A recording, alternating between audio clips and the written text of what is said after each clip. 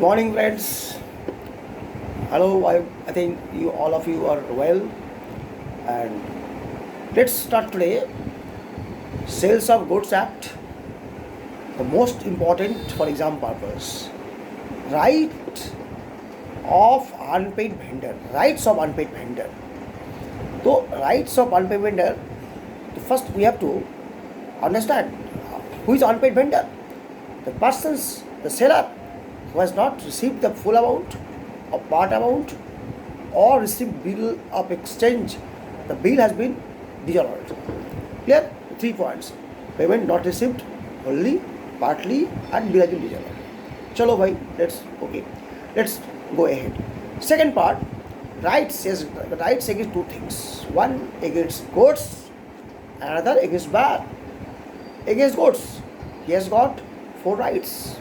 Against buyer, he has got 4 rights. Against goods, first point is right of lien. Payment नहीं मिलता है तो he can retain the possession of the goods. अगर if the seller has not received the full payment or part payment, he can retain the goods. That is right of lien. Second point, goods was transferred, it is on the transit, but payment was not paid by buyer to seller. In the transit, the goods can be stopped. Stoppage of goods in transit, and it is not and now known the party has been insolvent. Clear? Right to retain, right to lien. The second point is stoppage during transit. Third point is right of resell. Resale मतलब क्या हुआ? Retain किया हो, stoppage किया.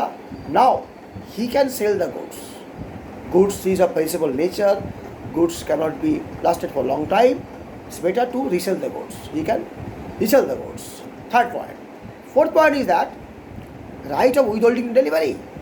Right of withholding delivery. Delivery को रोक सकता है. He can make it stop. The delivery is stopped. Clear? The 4 points again. Let's recap. Right of lien. Right of stoppage during transit. Right of resell.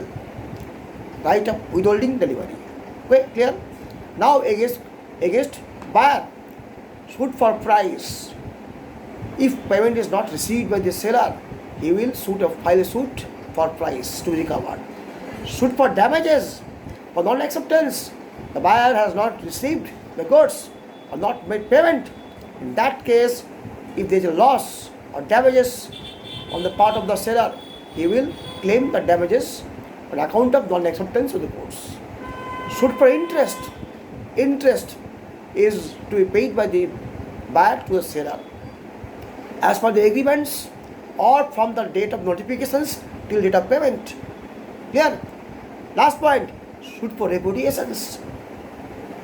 The repudiations means what? The seller can cancel the contract of sale, and it is a case of repudiations. So we have got total 2 cases. So right against goods and right against the buyer. Only there are 4 plus 4, 8 points we have to remember for the exam purpose. Just write it full, get full marks. That's all for this video. Thank you so much for watching this video.